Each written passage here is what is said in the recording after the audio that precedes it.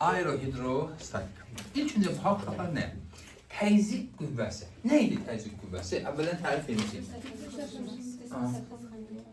Cismi səthə sıxan qüvvəyə təzyiq qüvvəsi deyilir. Və ya başqa nə cür deyə bilərik? Səthə perpendikulyar yönələn qüvvəyə təzyiq qüvvəsi deyilir. Deməli, baxırıq ki, məsəl üçün, belə bir cisim götürürsən, belə bir səhvdir.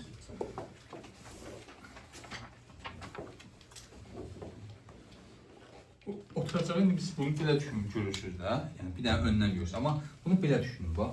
Oturacağın şey var, yəni üç ölçülü düşünün, oturacağın sahəsində bir alacaqsınız. Deyir ki, səthə perpendikulyar yönələn qüvvəyə təzyiq qüvvəsi deyilir. Ya da cismi səthə çıxan qüvvəyə təzyiq qüvvəsi deyilir.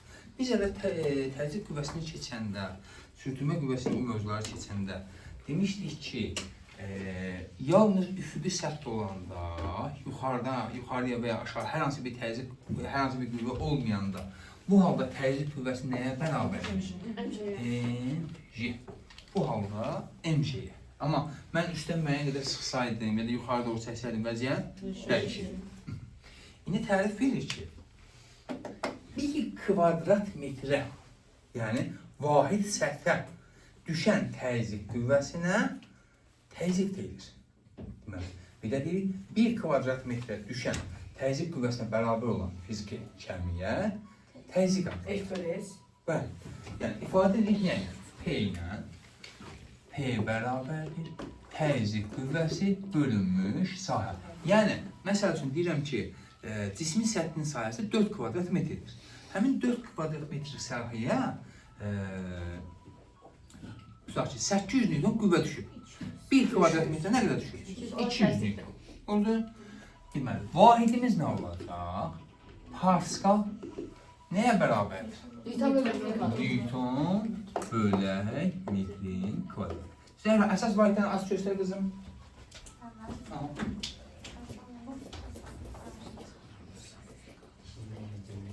Nə oldu?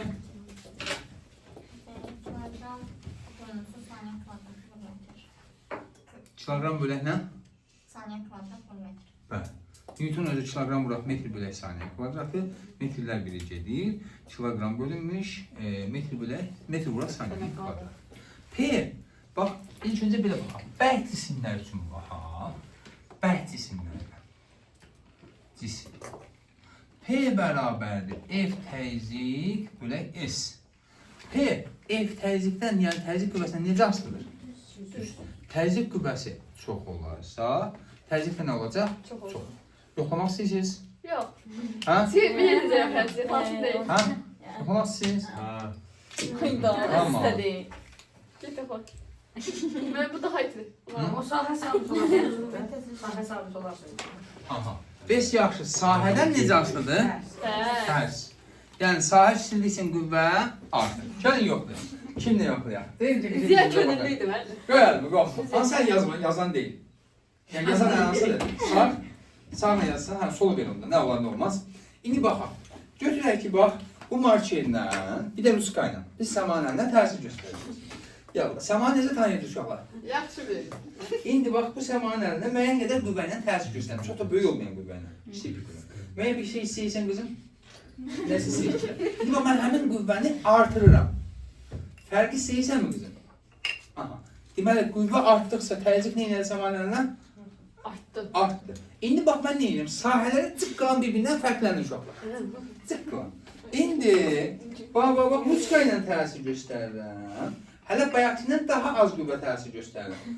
Fərq nətərdir qızım? Fərq istəyirsənmi? İndi nə istəyirsən? Daha çox dağılır. Niyə? Səthin sayəsi kiçikdir. Mən qüvvəni biraz artırsam, neysə, daha çox istəyirsənmi? Daha çox? Tamam. Orada şeyin, qapının arxasında çəkiş var qızım, onu verir. O da axtar verir. O da axtar verir. Keçərlə mən sənin şaflığın bitmədi qızım. Tamam. Direli var, direli. Deməli, bərk cisimlərdə P, F təzyiqdən necə asılıdır? Düz. Səma düzdür? Düzdür. Yəni, praktik olaraq yoxlayan sənsən də istəyirəm. Sahədən necə asılıdır qızım? Tərs mütənasib. Bax, həqiqətən də uşaqlar, mismarı niyə tərsindən vurmuruq? Ya da mismarın ucunu itiləməkdə məqsəd nədir? Balcı güvəni daha çox təsir göstərə bilir. Və kiçik güvənin daha böyük bir təzyiq yaratsın. Tərsinə vursaq nə olar? Daha böyük qüvvə. Normalından daha çox qüvvə tətbiq eləməliyik. Elə? Və ya bir şey düşünün ki, belə lapaqqa deyək də, bu lapatqaların iki növü var. Bir, ağzı belə düz lapaqqa, bir də var ağzı iti lapaqqa. O düz olan lapaqqalar nə üçün istifadə olunur? Nəysə yığmaq üçün, ağzı eni olan. Biz iti olan torpağı şumlamaq üçün belə deyək ki. Niyə onu elə qoyurlar ki? Daha kiçik güvəni daha çox təsir Bəli, biz məsələn ayağımızla belə bir itəliyirsə məsələn, heç yer şumlamısınız nə vaxtsa? Torpaq şumlamısınız nə vaxtsa? Ya da qartan baxmışsınız nə? Baxın. Bax, sən ayağınla vuranda sənin göstərdiyin təzyiq qüvvəsi daha böyük təzyiq yaradır. Yəni torpağı rahat şəkildə deşib keçə bilir. İçərimizdə iynədən qorxan var. Sən niyə qorxursan ki qızım? Ağrıdır. Niyə ağrıdır? Axı baxın, bax. Bax, məsəl üçün mən özümə belə təsir göstərirəm, beləsinə vururam kifayət qədər qüvvəylə. Heç bir şey yoxdur. Elə amma tibb bacısı nə edir? Qanma olur. Ayən, gəl qızım, belə incə-incə şey deyir, elə mi? Beləsinə vurmur ki. Bəs ayən niyə qorxur o iynədən uşaqlar? Səthi sahəsi kiçik. Bəli. Səhtin sahəsi o qədər kiçikdir ki, kiçik bir qüvvə ilə göstərilən şey, kiçik təsir göstərilən bir qüvvə belə böyük bir təzyiq Orada yaradır. dediyimiz qüvvə təzyiq qüvvəsi. Ha? Dediyimiz qüvvə təzyiq. Bəli. Və ya içimizdə kimisən ağrı sancıb, Hamıda ağrı nədir ki? Bir neçə qramlıq böcəkdir, eləmi? Yəni olar bəlkə sürətlə gəlib salto vurub sənə dəysə nə olacaq? Ha? Öyle. Elə amma o niyə o özdə iynə ağrı sənin sancanda uçuş gəlib sancmır ha? Gəlib bir qonmalıdır, yerləşməlidir, ərazini nəzarətdən keçib sonra vurmalıdır, eləmi? Yəni uçan yerdə vurum gedim yoxdur da, ha? Yaxşı, niyə o ağrının balaca bir dənə iynəsinin belə təsiri belə bizdə böyük bir ağrı yaradır. Ağrıyan iynəsi. Zəhəri var da. O sonraki prosesdir. Yəni o vurandan sonraki prosesdir. Bir müddət keçəndən sonraki proses. Həmin anda bizim istədiyimiz ağrı iynənin girməsinin ağrısı. Niyə? Bəli, iynənin uzun sahəsi o qədər kiçikdir ki, ağrının belə kiçik göstərdiyi təsir qüvvəsi belə böyük bir təzyiq yaradır. Oldu? Deməli, sahə nə qədər kiçikdirsə, təzyiq o qədər böyükdür. Aydın oldu mu? Buradan da məsəl üçün yazarıq ki, F təzyiqdə nəyə bərabərdir? P buraq S-ə. Razısınızmı? İndi belə bir şey götürək. İki dənə belə, bax, demin daimi sevdiyi suallardandır. Hə, bunun sayəsini 3S deyək. Bərk cisim kimi götürün belə, bərk cisimdir. Bu qabı deyil, tərsinə çevirdikdə, yəni tərsinə çevirdikdə buranın sayəsi deyək S olsun. Belə bir vəziyyət alınacaqmı? S. Biraz şəkilimiz şey oldu, amma ev yoxdur. Eyni şəkil için düşün. S. 3S. Bunun tərsinə çevirdikdə. Niyə? Təzyiq qüvvəsi necə dəyişir? Artar, azalar. Təzyiq? Doğru mu deyil? Niyə? Təzyiq qüvvəsi nədir ki? Bu halda üfüqi sətmanı. MG deyil mi? Onda birinci halda MG'dir mi təzyiq qüvvəmiz? Yox. İkinci halda nə olar? Yenə MG. F təzyiq 2 MG. Razıyıq mı? Yəni bu deməkdir ki, mən bu cismi belə də qoysam təzyiq qüvvəsi MG'dir, belə də qoysam MG'dir, belə də şeyləsəm MG'dir. Eləmi? Fərqi yoxdur ki, bu bir dənə tili ucunda qoysam belə yenə təzyiq qüvvəmiz MG'dir. Amma qoyduğumuz bütün vəziyyətlərə görə təzyiq fərqlidir. Ağzını nərdəs qırmamışam. Təzyiqlər fərqlidir. İndi bu hal üçün təzyiqlərə baxsaq, birincidə nə olar? MG bölünsün səsi. İkincidə MG bölünsün. bizim verdiyimiz şərslə görə təzyiq neynədir? 3 dəfə artdı. Təzyiq 3 dəfə artdı. Ha? Marker'deki şey yazın.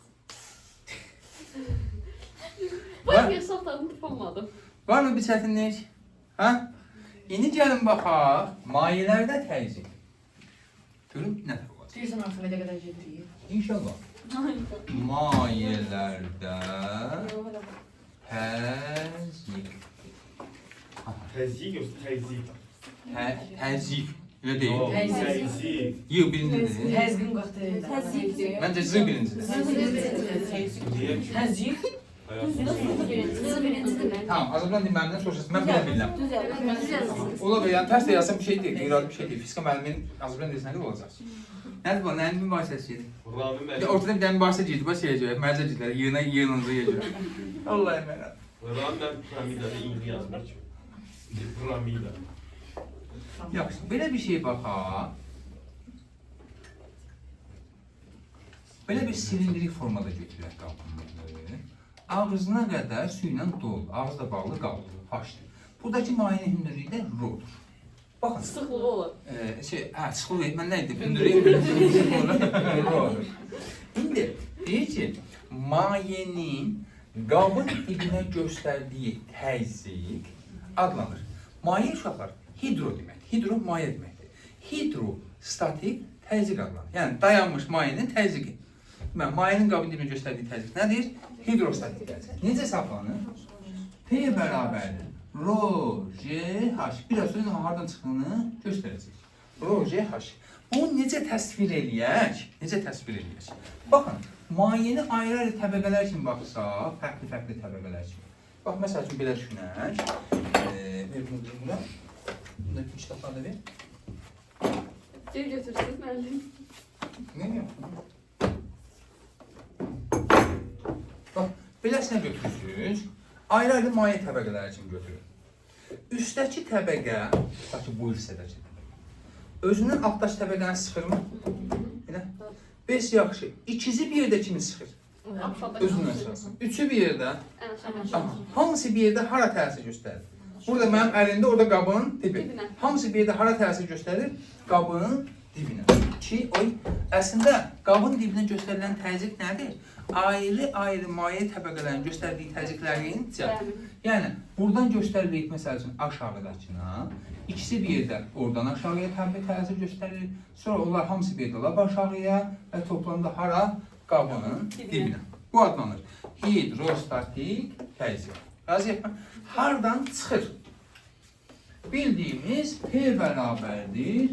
F təzyiq böyle S üstünlüğü. Oldu mu? Bir cins formalı qablar üçün çıxardıram. Buranın sahəsi S. Yaxşı. O silindrik qab, bu arada bunu necə yazım?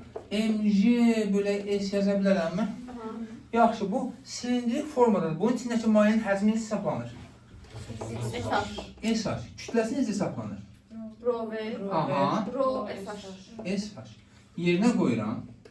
S'e gelir. Emin yerinə qoyuram rho Rho SH. Nə alır? Rho SH. Bura şey. Bölək S. Rho JH. Rho JH S. Deməli, bu olur mayenin qabın dibinə göstərdiyi təzyiq. S-lərimizi də ixtisas edir. Oldu? Hidrostatik de. Hidrostatik təzyiq. Sıxlıqdan necə asılıdır? Düz. Düz.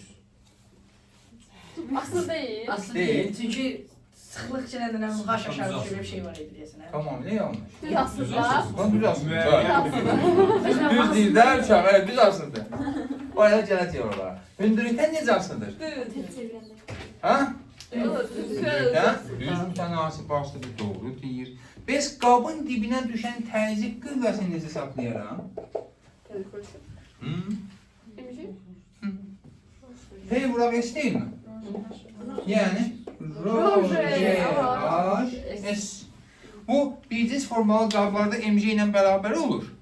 MJ-yə bərabər olur. Amma bircins olmayan qablarda MJ-dən fərqlənə bilir. Kiçik və ya böyük ola bilir. Ora baxacağıq qardaş. Razıyıq mı? Var mı çətinlik? Bir də bir şeyə baxaq uşaqlar. Biz burada H olaraq nəyi götürdük? Potensial enerjide H olaraq nə götürürdü? Nə edirdik? Yerden olan hündürlük. Aha, yer səthindən başlayıb hara doğru gedirdik? Yuxarıya doğru. Elə? Amma burada isə yuxarıda mayenin səthindən başlayıb aşağı doğru gedəcək. Yəni burada H dediyimiz dərinlikdir. Yəni sən mayenin çökəkliyindən danışanda məsələn 50 metr dərinlikdə deyəndə çökəkliyin dibindən gəlmirsən. Hardan gedirsən? Yuxarıdan aşağıya. Oldu? Burada H deyəndə hara doğru gedirik? Mayenin səthindən içinə doğru, dibinə doğru. Oldu? Yaxşı, indi baxaq görün. Mənə belə bir şeylər deyin. Burada A, B və C nöqtələri deyiləm. Sizcə hansı nöqtədə hidrostatik təzyiq daha çox olar? Bu arada uşaqlar, maye və qazlar üçün Pascal qanunu var. Necə? Deyir ki, maye və qazlar onlara kənardan göstərilən təsiri, təzyiqi bütün istiqamətlərdə bərabər ötürür. Bərk cisimlərdə isə bir istiqamətdə ötürür. Məsəl üçün, bu divar necə bir cisimdir? Bərkdir yoxsa maye? Bərkdir? Hə. İndi baxaq, mən fövqəladə bir gücə malikəm. O filmlərdə zaten var, nədir? Bekinin zaten. Vurdum, ha? Bu divarı Yalnız keçdi. yarım keçsəm, hansı hissəsi dağlar divarın? Adı vurdunuz o sözü. Vurduğum isə biraz da yan yörəsi, eləmi?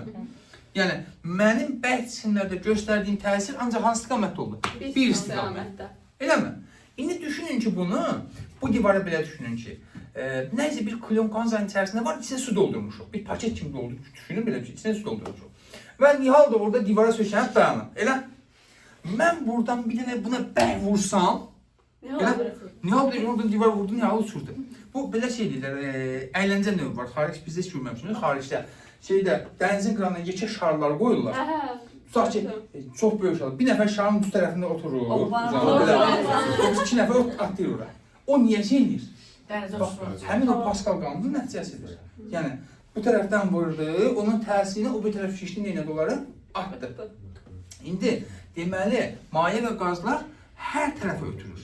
İndi burada məsəl üçün bir müəyyən bir dərinlikdə, bax burada tutaq ki, bunu silindirik formalı götürmüşdür. Hər yerdə təzyiq eyni olacaq.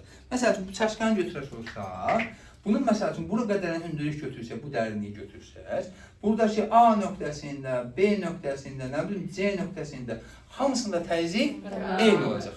Razıyıq mı? Bütün hər yerində təzyiq eynidir. Deməli, bu müəyyən bir hündürlükdə, bu hündürlükdən çəkin burada. Sən üç qaydın, bizim? Get dura. Özü getdi, ha? Ver də onu.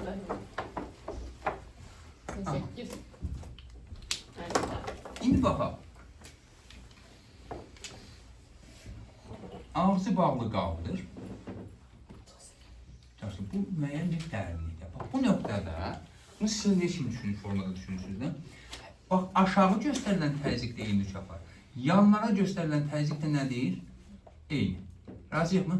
Yəni, bütün istiqamətlərə, müəyyən bayaq dediyimizdə burada, bütün istiqamətlərə göstərilən təzyiq eynidir. İndi, qabın yan divarına düşən təzyiqə baxaq, ağzı bağlı qabdır.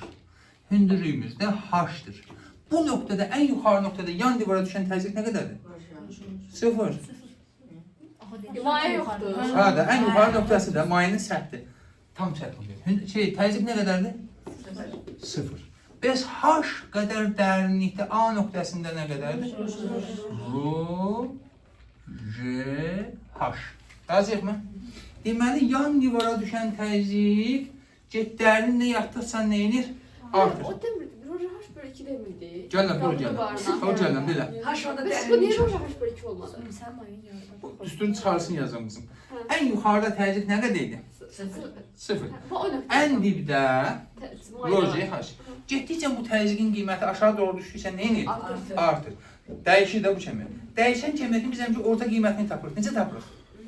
İlk qiymətindən son qiymətini toplayıb 2-yə bölürük. Yəni, bu bunun birinci haldakı təzyiqi, ən yuxarıda bu isə ən dərində ikinci haldakı təzyiq. Onda P bərabərdir bunların ikisinin toplayıb 2-yə bölürük. Yəni, Rho, J, H-in üstünə 0 gəlirəm. Aferin. Bölürəm 2-yə. Rho, J, H bölü 2. Buna deyirik, yan divara düşən orta hidrostatik təzyiq. Nə deyəcəyik? Yan divara düşən orta hidrostatik təzyiq. Çətin deyil ki? Əslində tam orta nöqtəsinə aiddir. Amma bu daim dəyişdiyinə görə biz adını öyle deyirik də. Demirik, yəni yan divara düşən təzyiq. Deyirik, yan divara düşən orta hidrostatik təzyiq. Yəni orta qiymətini hesablayırıq. Oldu? Biraz aşağıda olsa. Təbii ki, biraz aşağıda olsa qiyməti çoxdur. Amma biz onu orta qiymətini hesablayırıq, bunu hesablayacağıq. Yenə də Roja. Ha, yan divara düşən. Amma məsələn, müəyyən bir dərinlikdəki yaratdığı təzyiq Rho, J, H-dir. Oldu? Varmı çətinlik? Əminsiz? Hə? 100%. Bir dənə asan sual. Deyir ki, bax, keçən buna bənzərlərini işləmişsiniz. Asanlar. İşləmişik. Hə, belə asan suallar işləmişsiniz.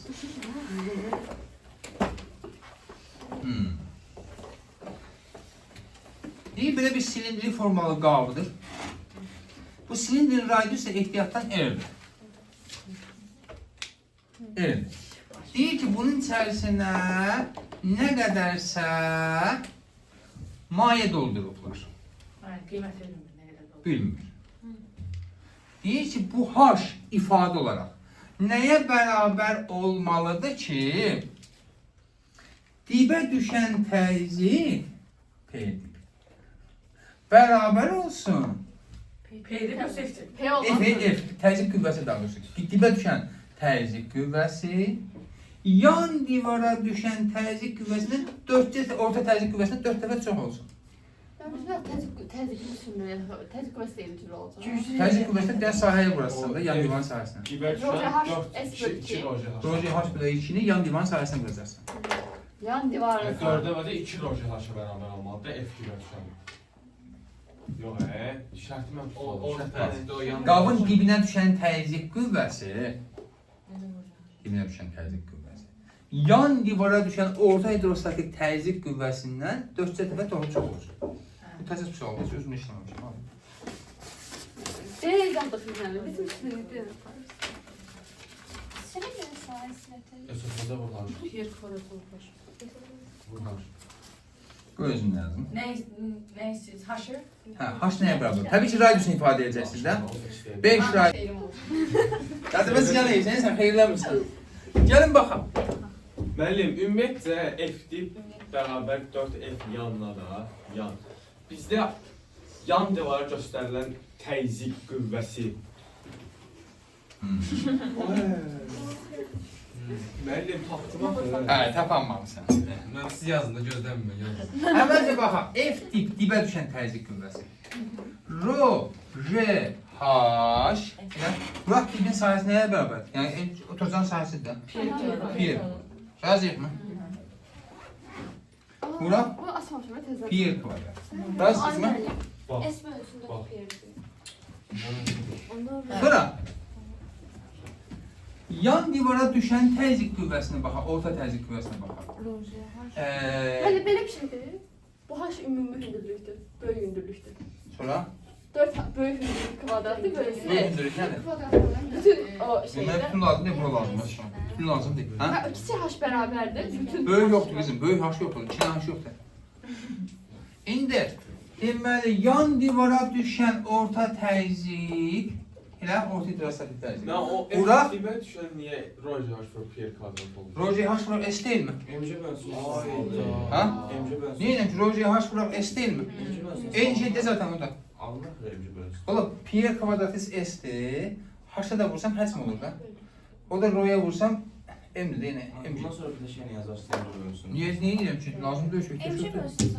İndi baxaq. Sonra maraqlı olan nədir? Roje H S bölü 2 olmazdı. Roje H bölü 2 vuraq yan divarın sahəsi S yan. Ən maraqlısı isə bura. Orada rezat kutularına Bax, bəli. Burada riyaziyyatımız bitir. P kvadrat orada, P kvadrat varsa. Bax. Abi. O olacaq Ha, yanılmıyor. Bunu bir dənə sinirlə çevirə bilsən. Ha, al Əl- dəftər. əzəl Nə olar Ha? da? Dəftər o şimdi üçün proqramıyacaq. Tamam. İndi gəlin. Yan divarın sahəsini hesaplamaq istəyirəm mən. Mən nə etməliyəm? Bax bunu açacağam belə. Bu silindrimizdir, eləmi? Yan divarın sahəsini hesaplamaq üçün açmalıyam bunu. Buranın uzunluğu nədir? 2 Yer aşağı vuracaq. Ben de Uzak var. seçim ben Başka ses bir veriyorum. yaş götürmüş. Niyə? Mənə lazım olan hissəsi qədər lazım baxı. Yaşamı Şey, Deməli onda S yanın yerinə nə yazacağam? Siz S yanın yerinə nə yazacağam? 2 pi R bura H. Amma deyir ki, bax bura bax. Dibə düşən, yan divara düşən orta təzyiq qüvvəsindən nə istəvə çoxdur? Bunu vururam bir dənə nəyə? 4-ə. Ev bölü 4'tü. Ya el bölü 4 olmalı ya da 4 olmalı. İçindən biri çıxır. 5-6 dəfə tapdım mən də. Aha. İndi gəlin görün nələr ixtisar gedir. Roje H'lar. Roje H'lar ixtisar Pierre'ler gedir. gedir. İkilər də gedirmi? Gedilər. Aha. Sonra görün nələr gedir. Pierre'ler de tapıldı. Pi'lər gedir. Erler de bir Elin burada kvadratı ilə biri gedir. Elə? L bölü 4. Deməli bu tərəfdə qalır R, bu tərəfdə qalır 4H. Elə? Baş bərabərdir. H bərabərdir. Mən dedim ki, o bütün Bütün şey yoksa da. Ben L'ye. Var ya Alman. Ben sana vereceğim. O divar var. Bu fiskə getmir. Bu artıq son imdad çağrısı değil mi? İnan, mesela. O divar var. Divarın bir hissəsi. Yan divar bir hissəsi. De silindiri. Bütün sahası götürür. Mənə lazım olan qədər şeyini sapladım, değil mi? Bu qədər versəm, hündürlüyü bu qədər götürəcəyim. Mənə lazım olan hissənin sahəsini götür. Bir də bir şey, bax, bu ümumi hündürlük değil mi? Daşı suyu bura qədər doldurmuşam, buranın şeyini sapladım hündürlük kimi. Başa düşdüm. Oldu. Var mı çətinlik? Elə bilirəm bu günlük bu qədər bəsdir sizə. Hə? Tramvayla son koydum. Elə bil ki, bəs. Buyur kızım. Yes, çok sağ ol. İndi biz qabın dibindən düşən təzyiqi hesabladıq necə? Hidrostatik təzyiq. Bərabər rho, J, H. Yan divara düşən orta hidrostatik təzyiq. Aha. Rho, J, H bölək 2. Qabın dibinə düşən təzyiq qüvvəsi Rho, J, H bura S. Bəs yaxşı. Yan divara düşən orta hidrostatik təzyiq qüvvəsi Rho, J, H bölək 2. Bura S yan. Yan səthinin sahəsi. Razıyıq mı? İndi belə bir şey götürürəm uşaqlar. Oradaki es oturacağım ikisidir. Bəli, o bizim Yukarıdaki ifadəsi meşe. oturacağımız. Aha. İndi belə bir qab qoyuram. F orta nədir? Hə, F orta təzyiq. Orta hidrostatik təzyiq.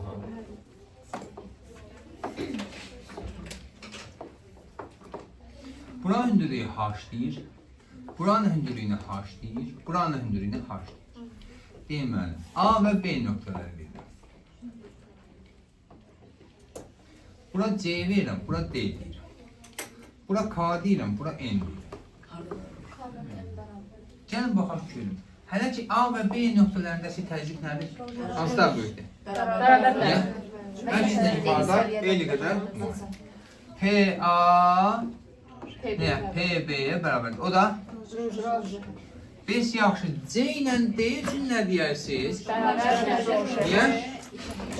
Baxın, bunun axı üstündə bu qədər maye var. Hamısı eşitdir baxmalı. Bütün hamısı təsir edir. Niyə görə? Hansı qanunun ki o? Xas qanun. Nə tərdidir ki, ayan? Maye və qazlarda onlar təsir yəni eyni. Hər tərəfə eyni nisbətən bərabər ötürür. Maye və qazlar onlara xaricdən göstərilən təsiri istiqamətlərdə bərabərdir. Yəni bu üstdəki təbəqə bu üstdəki təbəqə üçün biz demişik, mayenin təzyiqini tək götürmüşdür. Ayrı-ayrı təbəqələr üçün götürürük. Hər yuxarıdakı təbəqə, aşağı təbəqəni sıxır. Üstdəki təbəqə, altdakı təbəqələrin hamısına eyni qədər, yəni müəyyən bir hündürlüyə qədər, eyni qədər təsir göstərir. Bəli. Onda PS, PD-yə bərabərdir. O da artıq burada hündürlüyü nə qədər götürəcəyik? 2H. Rho, R, 2H. Bəs yaxşı, K ilə M-ə? Bəli. PK bərabərdir PM-ə. O da Rho, J, 3H. Razısınız? Çətin deyil ki? Əminsiniz? Aha. İndi bir dənə sual verirəm, amma izahını istəyəcəm. Hələ yox, izahla qabağa, belə bir şey deyək. Bir dənə silindir ki, öyrənmişsiniz də Ziya bu gün, nə? Aha, Ziyanın üstündə bir dənə silindir sual verir. 47 yan sual çalışmışam. Ha? 47 yan sual çalışmışam. Oturacağın sayəsi S-dir. Oturdan fasilə. Hündürlüyü H-dir, ağzı bağlı qab. İrəm ki, Ziya, bir bunun qabın dibinə göstərdiyi təzyiq qüvvəsini tap. Bir də mayenin çəkisini. Çəki deməyim daha rahat olsun. Mayeyə təsirin ağırlıq qüvvəsi. Daha rahat olsun. Çəki desən peynə qarışdıracaq. Fizikidir də bu, mən də riyazi tərəfində. Fiziki tərəfdə də riyazi tərəfdə, buyur. Ağırlıq qüvvəsi nə? Mayeyə təsirin ağırlıq qüvvəsi, ya da deyə bilərsən mayenin çəkisi. O dibinə göstərdiyi təzyiqdir. Hə, təzyiq qüvvəsi. Bu beni də aç biraz. Eyni şeydir. Deməli, F ağırlıq Rho, SH, Aha. F təzyiq. F təzyiqdən tapalım. Təzyiq buraya yazmışam da bana. Hadi orada başlasın da ama. Aha, təzyiq qüvvəsi. Rho düzgün formalı, sildiği formalı içindir. Rho, G, H, S.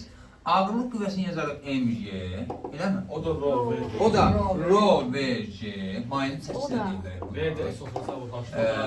Rho, silindirin həcmini hesablanır. Esofraza vurhaşlar. Aha. Onda S, H, G. Rho, G, H, S böyükdür, yoxsa Rho, S, H, G böyükdür? Bərabər. Deməli, bu formalı qabda ağırlıq qüvvəsinə deyə bilirsən, mayenin çəkisinə deyə bilirsən, təzyiq qüvvəsinə bərabərdir. İndi isə deyirəm ki, daha sadəsini verirsən. 100%.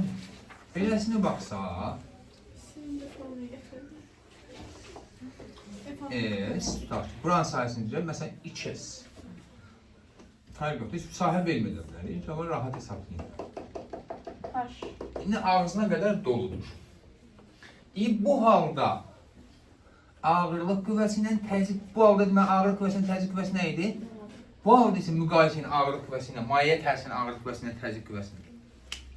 Müqayisə edin. İzahı var.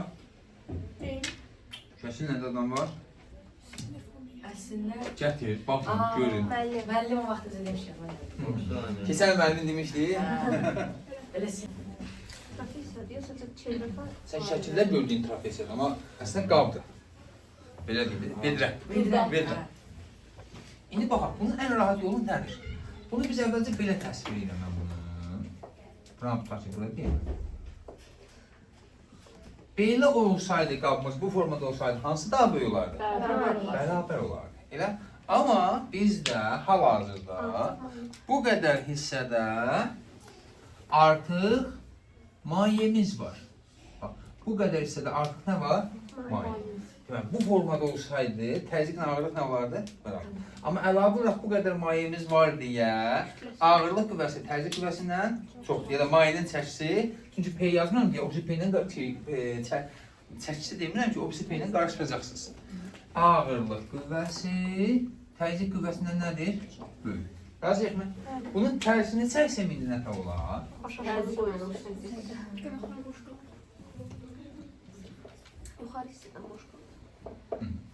Normalda, indi bax belə doldururam, deyirəm bu hal üçün nə deyərsiniz? Bəli, silindir formasına gətirirsən, yəni düzgün formaya gətirirsən, təkcə silindir olmasan, başqa formalı bir cisim olar. Belə bir formaya gətirsəydin bunu, deməli, normalda təzyiq qüvvəsi, ağırlıq qüvvəsinə nə olardı? Bərabər. Amma bizdə hal-hazırda əlimizdə, bax bu qara ilə işarələdiyim hissə var, ha? Bu hissə boşdur. Bu hissə boşdur.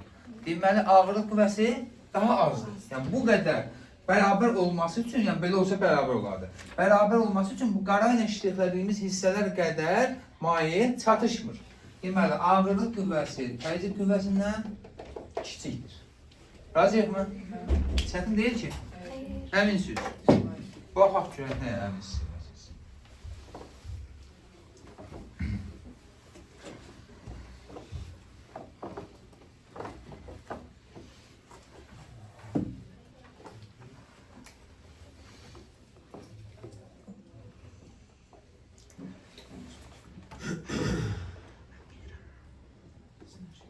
Buran sayəsini S verir, buran sayəsini 6S verir. Belə bir formalı bir qabıdır. Ağrısına qədər su ilə doludur. Bunu tərsinə çevirsəm, bir bəl, döşəməyə göstərilən təzyiq qüvvəsi necə dəyişər? Niyə? Düzmü deyirlər? Döşəməyə qabın üzü göstərir, maye baxır qabın. Söz oyunu. Bax, demədim ki, mayenin qabın dibinə göstərdiyi təzyiq qüvvəsi necə dəyişər? Mən satmadı, yox. Normalda hal-hazırda mayenin qabın dibinə göstərdiyi təzyiq qüvvəsini tapacaqsa, Rho-G 6S. Tərsinə çevirsəydim, mayədən danışsaydım, Rho-G-H, bu da 6S, Rho-G-H-S. Mayenin qabın dibinə göstərdiyi təzyiq qüvvəsi 6 dəfə azalar.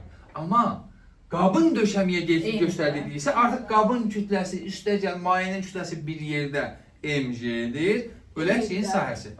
Elə? Amma mən təzyiq qüvvəsini istəyirəm. Tutqanı doldurmuşsan ağzına qədər, necə istəyirsən çevir. Təzyiq qüvvəsi mg qədərdirmi? Bəli. Oldu. Çətin deyil ki. Sual. Mələk, deyirəm ki, qabı tərsinə çevirsəm, döşəməyə göstərdiyi təzyiq necə dəyişər? Təzyiq yox, təzyiq qüvvəsi. Təzyiq. Tərsinə çevirsən belə bir vəziyyət alır da.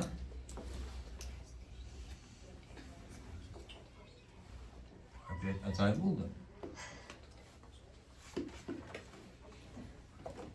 Hani ne oldu kızım? Ha? Artar?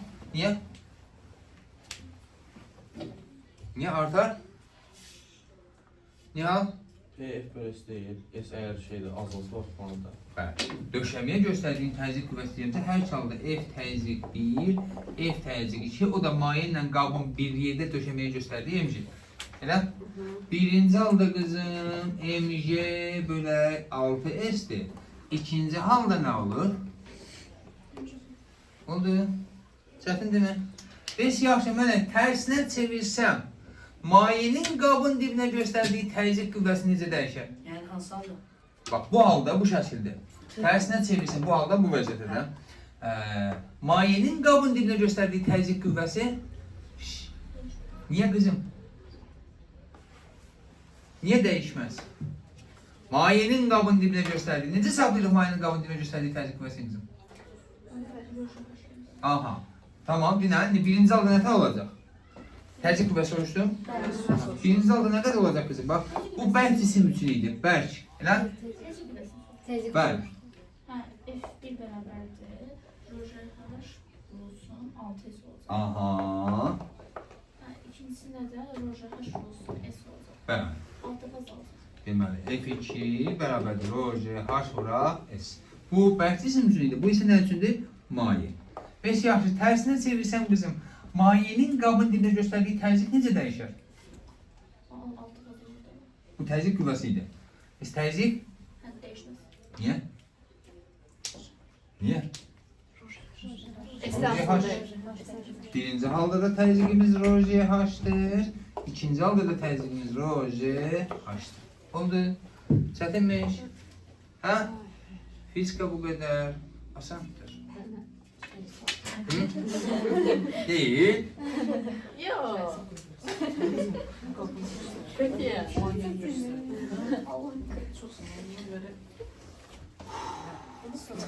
Ne diyeyim? Yorulmuşsan mı bana? Yorulma. Lan neçə saat? 19:23.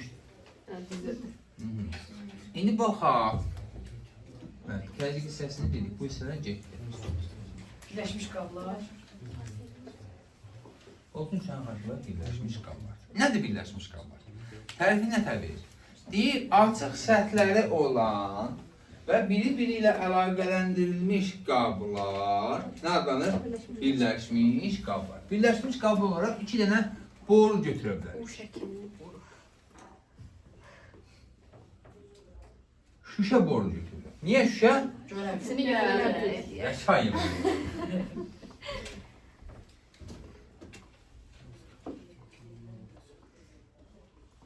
Bunlar neydi? En basit bir şəkil, yəni evdə özünüz eləyəcəniz bir şəkil. Bir dənə şlank bağlayıram bura.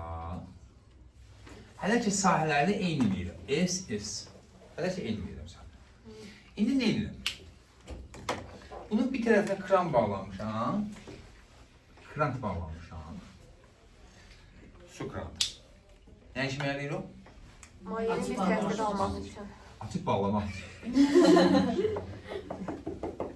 Deyirəm ki, bura qədər 2H qədər hündürlüyə qədər maye doldurmuş. Oldu. Su niyə axmır o tərəfə? Krant koyalım. Krant koy. Suyu açsan, krantı açsan nə baş verir? Gelir. Su axar. Elə niyə mirməzdir? Fijansıq da getirdi. Niyə axır? Sıxlığı Su yayılır. Niyə axır? Su niyə axır? Hə. Yox. Niyə? Axmasına səbəb nədir? Sən ha? Məsələn, qaydamaniyədə çox olan yerdən az olan Nə? Təzyiq. Hə. Maye və qazlar təzyiq çox olan yerdən təzyiq az olan yerə axın edirlər. Hal-hazırda mayenin təzyiqindən danışsaq, burada 2 ρ/h qədər maye var, yəni onun təzyiqi var. Burada yoxdur. Burada isə yoxdur. Kranı açıram, nə baş verir? Çoxdan az verir. Təzyiq çox olan yerdə az olan yerə gedir maye, axın deyil. Nə vaxta qədər? Burada deməli mayenin səviyyəsi azaldıqca buradan maye qalxır bu tərəfə, səviyyəsi nə edir? Artır. Ta nə vaxta qədər? Hepsini hündürlüyü bərabərləşənə qədər. Daha doğrusu təzyiqlər bərabərləşənə qədər. Elə? Deməli, axın dayandısa təzyiqlər nədir? Onda bir qayda kimi deyirik, birləşmiş qablarda tarazlıq yaranıbsa, yəni axın dayanıbsa, təzyiqlər nədir? Bunlar da birləşmiş qabların qolları deyirik. Deməli, birləşmiş qabların qollarında təzyiqlər nədir? Bərabər. Bu bir növ mayedir. Buna bir cinsli maye deyəcəyik. Hündürlüklər eyni olur. Yəni bir cinsli maye. Yəni bu birincinin sıxlığı, birinci qoldakı mayenin sıxlığı rhodursa, ikinci qoldakı mayenin sıxlığı nədir? Rho.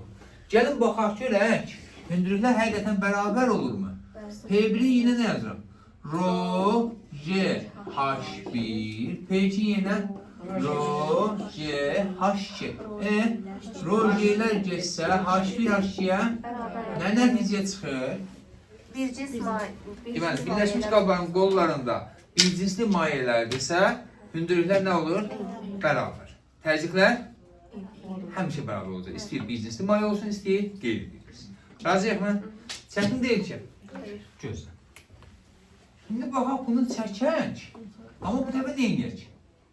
Sıxlıqlar eyni olmasın.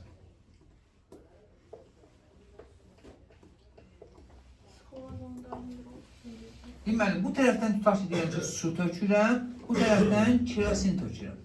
Suyun sıxlığı 1000-dir, kerosinin sıxlığı 800. Belə bir maraqlı bir şey alınacaq. Kimin sıxlığı çoxdur? Su belə bir vəziyyət yaranacaq. Şöyle. Belə bir bura qədər soğuk olacaq. Buradan yuxarısında isə kerosin. Bir dənə maraqlı bir şey var uşaqlar. Sıxlıqları fərqli olan mayelər qarışmırlar. Sıxlıqları fərqli olan mayelər qarışmır. Məsələn, bunun nümunəsi, məsələn, bulvarda gəzəndə dənizin səthindən neft tullantıları, o beton qıraqlarına bir dənə fikir verirsiniz, siz o dənizə girirsiniz, beton qıraqlarına fikir verirsiniz, orada hamısından neft tullantıları yığılır. Səbəb, oradakı neftin sıxlığı, orada çıxan neftin sıxlığı, orada düşən neftin sıxlığı, dənizin suyunun sıxlığından daha azdır. Ümumiyyətlə, sıxlığı az olan maye, ümumiyyətlə, sıxlıqlar fərqli olan mayelər deyirik qarışmır, sıxlığı az olan maye həmişə nə edir? Yuxarıya. Məsəl üçün, bunun başqa bir nümunəsi. Evdə yağlı yemək pişiriblər, qəşəng bozbaş pişiriblər. Elə, yağ harada olur? Səthində. Harada görürsünüz? Səthində. Səbəb? Zaten bozbaşın içində töydüyümüz nədir? Su. Elə, yağın sıxlığı, suyun sıxlığı azdır deyə harada qalxır? Yuxarı. Oldu. Çətindir mi? Aha. Bəs yaxşı. Su olan hissədə təzyiq çox olar, yoxsa kerosin olan hissədə? Bəli. Nə deyirsən? Sağ olun. Nə deyirik? Bərabər. Təzyiqlər bərabər. Yəni bu birisi bu qoldakı təzyiqə P1-dirsək, bu birisi qoldakı təzyiqə P2-dirsək, bunların təzyiqləri bərabərdir. Amma hündürlüyü hardan hesablayacağıq? Baba, kəsiş, qarış belədir, sərhəddən. Görüşdükləri sərhəddən. Niyə aşağısını nəzərə almayacam ki? Zaten buradan aşağıda hündürlük tutaq ki, x qədərdirsə, buradan aşağıda hündürlük x qədərdir. Eyni mayelər olduğuna görə təzyiqlər nədir? Bərabər. Sonra biz orada yazsaq da islahalıq edəcək. Onda deyirik ki, buranın hündürlüyünə h1 deyirəm, buradakı mayenin sıxlığına ρ1 deyirəm, bu sıxlığa ρ2 deyirəm, hündürlüyə h2 deyirəm. Onda təzyiqlərimiz bərabərdir. Necə təzyiqlər? Təzyiqlər bərabərdir. Sıxlıq deməkdir. ρ1, J, H1, ρ2, J, H2. Elə? C'lər gedərsə, ρ1-in ρ2-yə nisbəti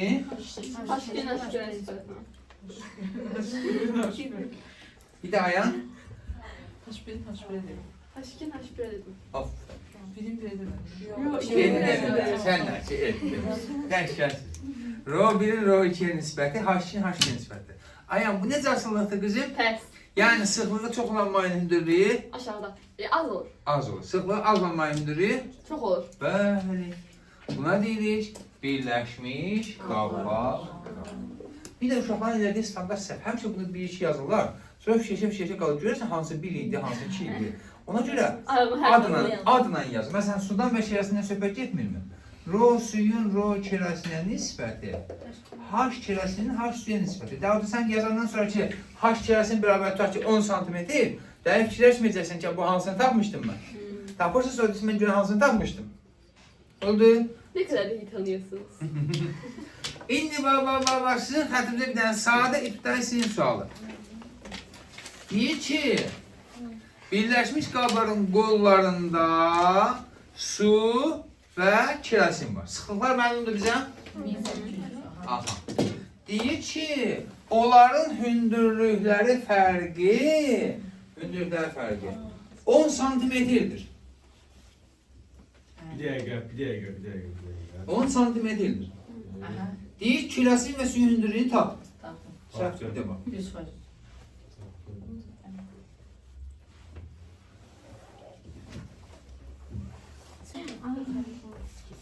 Bəli. Aha. Altı. 2000 yazmış. Aha. 200. Elə? Melih. Baxın. Aha, güzel. Deməli baxın uşaqlar. Mən deyim. Deyir ki, yox özüm deyəcəm. Hündürlüklərin fərqi 10 santimetrdir. Sizcə kimin hündürlüyü daha çox olar? Niyə ki? Hə. Onda yazıram ki, H kerasin çıxaq H su nə qədərdir? 10 santimetr. Ya da belə yaza bilərəm. H kerasin yerinə yaza bilərəm. 10 üstə gəl H su. Su. Yazıyıq mı? Santimetrini qoymuş, metrə çevirmir. Biz yazdıq ki, ro kerasinin ro suya nisbəti H suyun H kerasinin nisbətidir. Yəni 800-ün 1000-ə nisbəti. Bunu sizə çox 1000-lə 800-lə saxlayacaq, ötürü başa hiss eləyək. Nə eləyək? 5-də 4 bərabərdir.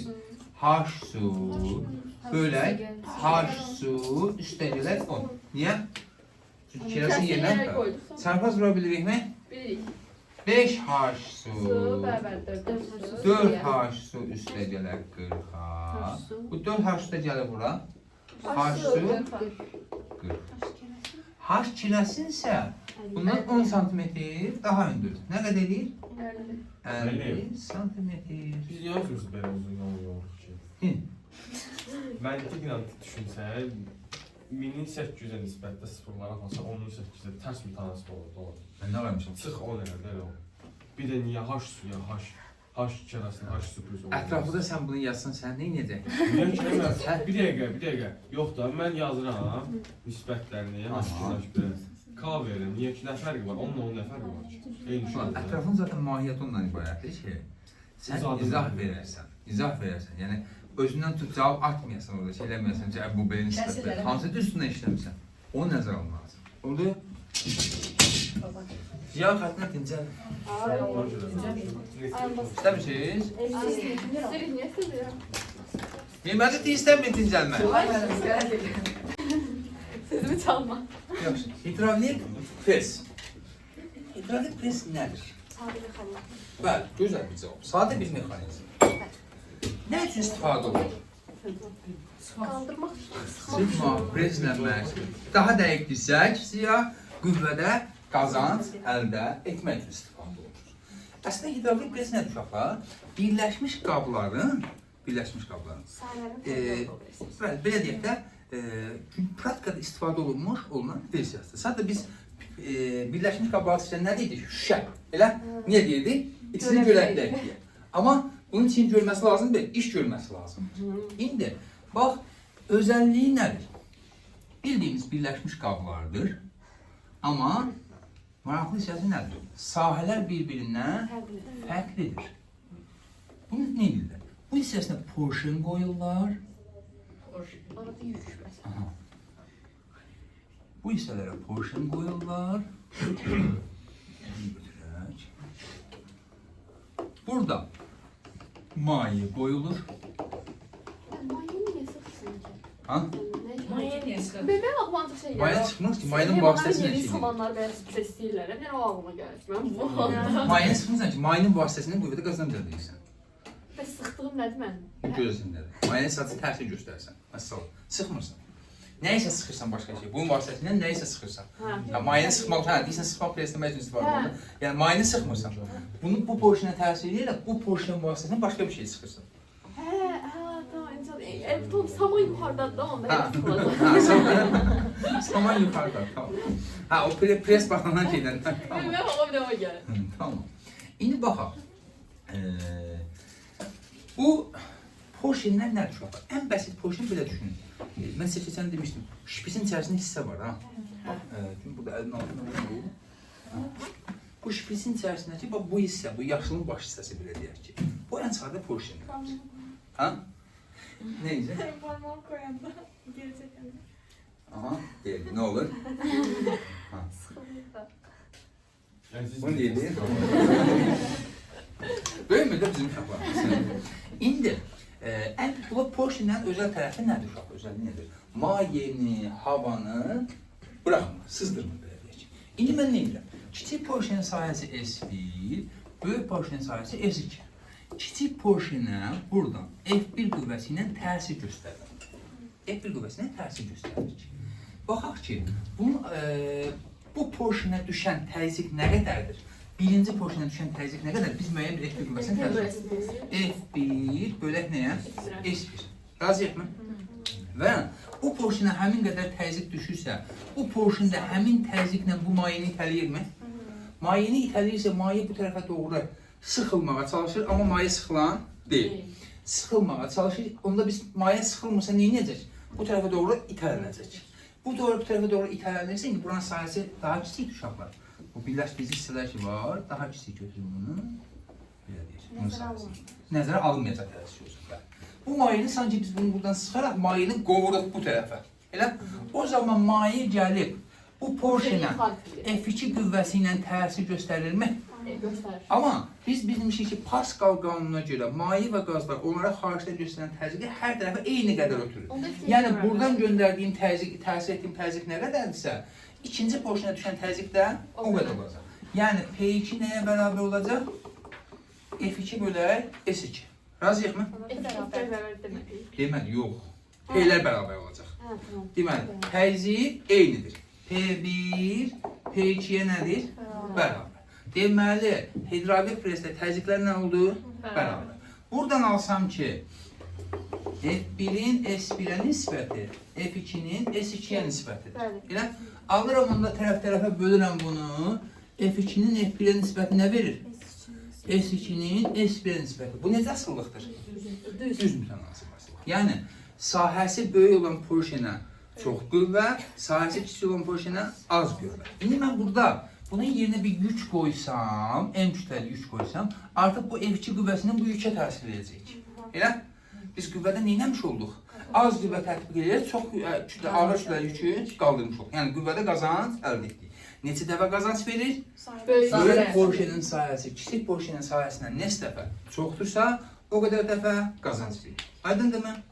İndi baxaq ki, birincinin sahəsinə desəm ki, pi L1-in kvadratı, İkincinin sayəsində desəm ki, uşaqlar, pi R2-nin kvadratı, elə, onda S1-in S2-yə nisbəti mənə nə verəcək? S1-in S2-in S1-ə nisbəti deyək, pi R2-nin kvadratı, bölək pi R1-in kvadratı. Aha, pilər ixtira getsə, R2-nin kvadratı bölək R1-in kvadratı. Eyni şey diametr üstündə yazsa, pi D2-nin kvadratı bölək 4 və ya pi D1-in kvadratı bölək 4. S2-nin S1-ə nisbəti? D2-nin kvadratı bölək D1-in kvadratı.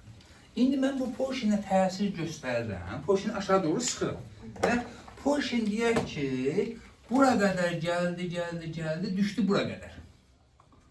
H1 qədər aşağı düşdü. Razıyıq mı? Bu zaman digər porşin neyəcək? Hələ bu yükü götürək buradan. Digər porşin neyəcək? Müəyyən qədər yuxarı qalxacaq mı? Bunun qalxdığını, düşdüyünü çoxlar yoxsa onun qalxdığı? Bərabər olmaz. Bax bu H2 qədər hündürə qalxır. Aşkı daha kiçik olan. İndi baxaq, niyə kiçik olur?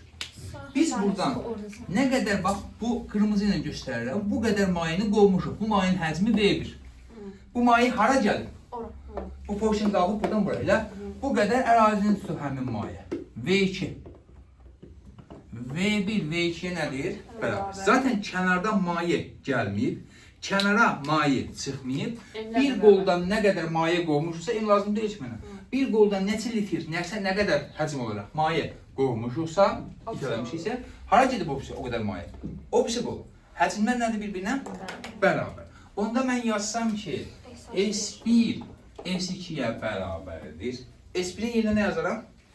S1 nə yazıram? V1 V2-yə bərabər. V1-in yerinə nə yazaram? S1 H1 ziyan silindirin həcmi. V2 üçün Buraxışda görəcəyim əllim. onda ziya S2-in S1-ə nisbəti H1-in H2-yə nisbət olsun. aha bərabərdir. H1-in H2-yə nisbəti. Deməli, bu necə asıldı oldu H? O birisilərindən tərsinə bər.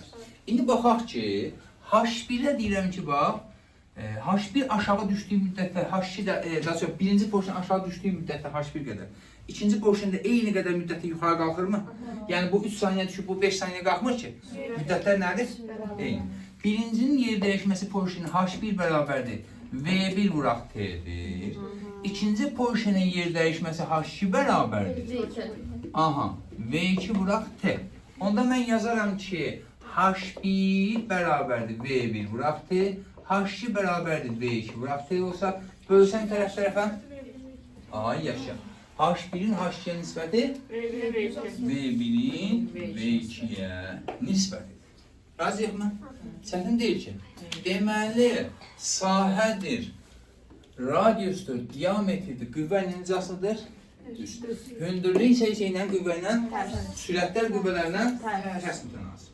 Oldu? Çətin deyil ki. Əminsiniz? Və olsun da. Bunda bir dənə bu bərabərliyi mən bir dənə çıxardım buradan. F2-nin F1-ə nisbəti nə verir mənə? Aha, çarpaz vura bilirikmi? Alırıq buradan F1, H1 bərabərdir. F2, H2. Bu nədir ki? F1 vura H1, F1 aşağı, H1 aşağı. İş A1. F2, H2-yə nə deyirəm? A2. Elə? İşlər bir-birinə deməli, heç bir sadə mexanizm işdə qazanc verir. İşlər həmişə nədir? Və orada sənə verəcək, sahələr məsələ üçün sahələrin nisbəti 25-dir. İşlərin nisbəti 1. Sahələrin nisbəti 15-dir. Hündürlüklərin nisbəti? Yox. Bəs təzyiqlərin nisbəti? Deyirəm ki, sahələrin nisbəti 15-dir. Təzyiqlərin nisbəti? Təzyiqlərin nisbəti? 15. Niyə? 1. P1 P2-yə bərabər. Təzyiqlər bərabərdir, işlər bərabər. Yerdə qalanlar bu bəs. Oldu. Sadə bir dənə sualcıq.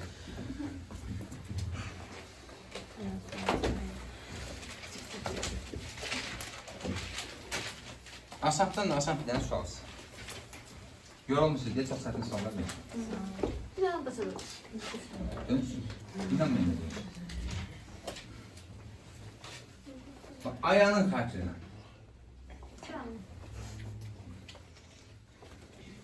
Deyir ki, buradan F1 bərabərdir. Tutaq ki. 100 newtoncu, 200 newtoncu qüvvə təsiri ilə. Birincinin radiusuna R deyirəm. İkincinin radiusu 4 edilir. Bak bunu qardaş eləməz, J 10'dur. Peki burada bir dənə yük qoyub, bir sistem tarazlıqda. Elə? Peki deyir, bu yükün kütləciyi nə qədərdir? 7-ci sinif 5 ballı sual. 5 balla. Ha, Ay müəllim, deyəsən tapdım. səhvdir. Başladı. Heç nə, cismin kütləsini. Hə, tamam. Baxırsınız. Mən 4 verməyə ona. Yok. Düşdüm başıma. Bu benim şey devam edelim. Bəli. 320 müəllim. Ne aldın? Ben 320. Necə aldın? Tıram. Yeməli. Onda yazıram ki, hələ ki burada təsirin qüvvə F2 deyirəm, eləmi? F2 ilə MJ deyilmiş ama. Ha? Onda yazıram nə? MJ'nin F2'ye nisbəti R2'nin kvadratının R1'in kvadratının nisbəti. Düz yazdım. Hı? F2 nə qədər ki? MJ'nin 200'e nisbəti bərabərdir. 4R değil mi? 16 Kvadratı 16R kvadratının R kvadratına nisbəti. Elə? R kvadratına getsə MJ'nin F2 deyirəm, burada F2 demişdim. Yok burada ters. Ha, tamam, ha, R1'in kvadratının yok, ha, bu F1'dir, ha. R2'nin kvadratını, R1'in kvadratında böyle olur. Aha. Ne olacak indi? MC'miz ne kadardır? 16 vuraq 200. J de 10'dur da. Elə? 320. Bəli, sıfırdan birinci sayılır 320. Çətin deyil ki. Əminsiz. Birdən əgər ola bilər ki, bunun içərisində bir yay zad bağlanası olsa, Bot bağlayın müəllim. ha, dayan. Hayır, sizi mən çox istəyirəm. İlham pərlər gəlir sizdən. Həqiqətən də hər şey bilirsən. Valla bir de bakın kursu beni de pençekisi. Bence bir şey yokladım ben söz değil. Bayağı onları çektim ben eşittim. Ya dedim çekme просто. Gəl dedin çəkməyi, sonra içinə yazın. Ya hiç ne buyursuz şurada. Hə, İlham pərlər tam gəldi. R1, sizin Yolda qalsın görmüşəm. R2 2 ya olsun 5 daha maraqlı olsun. Bir de salama zırhını alsın. 5. Aha. Çok şey istemiyorum bak sizden. Asan bir sual.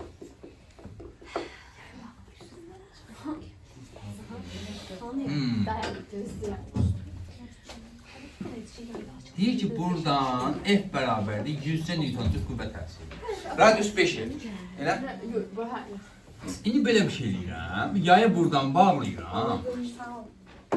Yayı buradan bağlayıram. Bu ziyadə çox var, bir dəqiqə. Aha, burada lazımdır. Uzanmaz at verin hemen. Ha? Görünür şey. Deyirəm ki, heç bunu vermirəm. Ay Vermirəm. bir gel yazsın şey vardı onu sildi. Deyirəm ki, yayın sərtliyi 2 kilonewton bölü metrdir. O kilo olmalı. Mənasız olaraq ona 1 newton bölü metrdən verirsən. Deyir ki, yay çox yox. Buradan bu portion buraya çox yox. 50 santimetr düşüb. Ay müəllim. 50 santimetr düşüb. Ha. Bilirsən, deyir bu yayın potansiyel enerjisini tap. Aksantdan da asan. Yayın patatesleri. Bəli. Poşeni. Yayın, yok portion potansiyel enerjisi Yok var. da ben de poşesam. He yaya göre.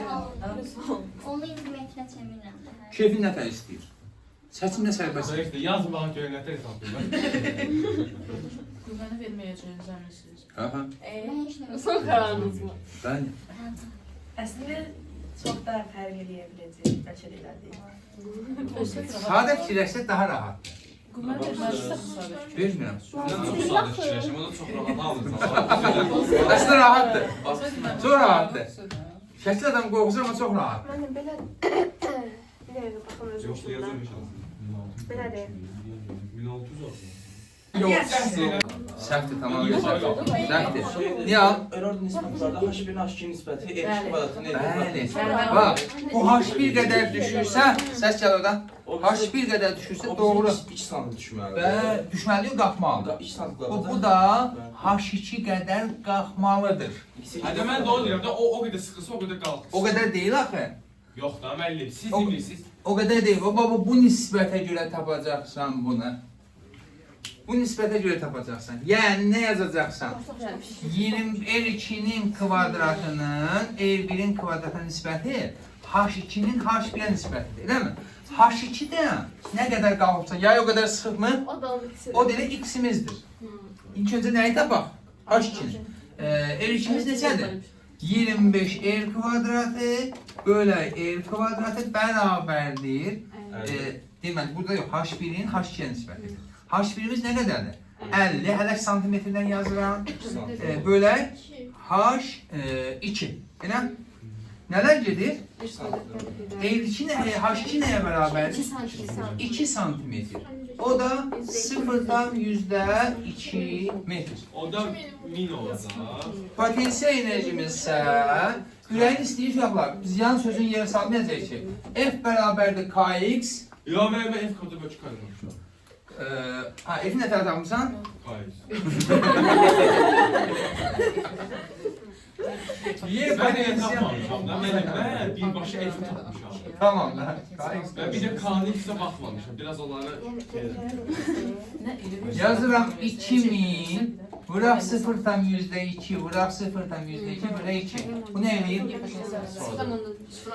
Ve bu ucundan boyaq. 0,4. Çox. Nə bilirsin? Bu ne kanı verin, ne erləri verin, bir dənə F verin. Bir də 50 santimetr verin, deyə yer potensial neçə. Bu daha rahat olacaq. Elləri verməyim. Yox, nə eri verin, nə kanı. Nəsət nəyinə tapalım? Bir dəqiqə gələcəm. Maraqlı şey gəlir, deyən. Bir dəqiqə. Bir dənə F, bir dənə H. Ha, bir də. Bir F, bir dənə H. Sonra başqa heç nə verin, yer potensial soruşun. Yer potensialı, nə qədər potensial enerjim var? Qəşəng sual. Bir şey deyəsin də. Ha, eyni şeydir. Əslində sən deyə daha rahat olur. Amma hamının ağlına gəlir. Yox, sənətin yer potensial. Yox, elə potensial enerji dəyişməsi görülən işə bərabər olacaq. Ha, qəşəng sual. Xoşuna gəldiniz. Mən sizi çox istəyirəm, Bırakın gedək də. Tamam, ona görə 9-a qədər buradasın. Ayda. Bəli, 20 Bizi dansıb görsün. 20 dəqiqə işləyib, 8 dəqiqədə bizim avans verin, 20 dəqiqədə. Biz oradan buraları kəsəcəksiniz. Ay sən evə gəlsən, mən orta yerdə. Kəsmin çapın Yox, gəlməsin. onu demirəm. Kəsin ki, sınaqlardan görməsin.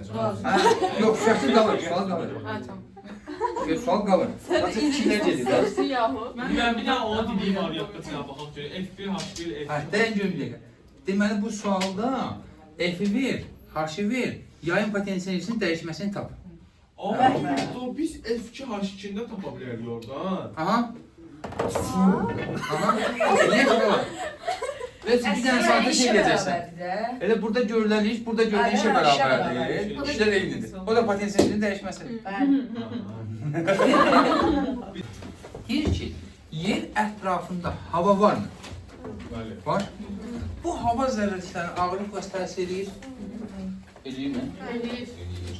Hansı tərəfdə olur? Ağırlıq qüvvəsi aşağı yönəlir? Aşağı. Yaxşı, ağırlıq qüvvəsi aşağı yönəlir və həmin o hava zərrəciklərinə ağırlıq qüvvəsi təsir edilir və bunun təsir nəticəsində hava zərrəcikləri sanki aşağıya doğru gəlməyə çalışır. Və bu yuxarıdakı qatlar havanın qat kimidir ki, təbəqələr verilir ki, aşağı qatları sıxır. Və o sıxma nəticəsində hava yer səthindəki bütün cisimlərə müəyyən bir təzyiq yaradır. Bütün cisimlərin üzərində müəyyən bir təzyiq yaradır ki, o təzyiqi biz nə adlandırırıq? Atmosfer təzyiqi. Deyir ki, onda atmosfer təzyiqi nə tərif edirik? Necə bir tərif edirsiniz? Havanın bütün cisimlərə göstərdiyi təsir. Bəli. Ətrafdakı havanın cisimlər üzərində göstərdiyi, yer səthi üzərində göstərdiyi təzyiq nə adlanar? Atmosfer təzyiqi. Razıyıq mı? Atmosfer təzyiqini uşaqlar uzun müddət fərqli alimlər təcrübələri aparıblar ölçmək üçün. Amma Torricelli adlı bir alim var, Evangelista Torricelli. Sizin dilinizdən desəz, bekar bir adamdır. İşi gücü təcrübə keçirmək idi. Və həmin Torricelli nə idi? Zəhra deyir, Allah bəlasını versin. Lazım idi mənə, bir kim hatırladım mən. Torricelli nə idi? Mən götürüb bir dənə belə bir şüşə boru.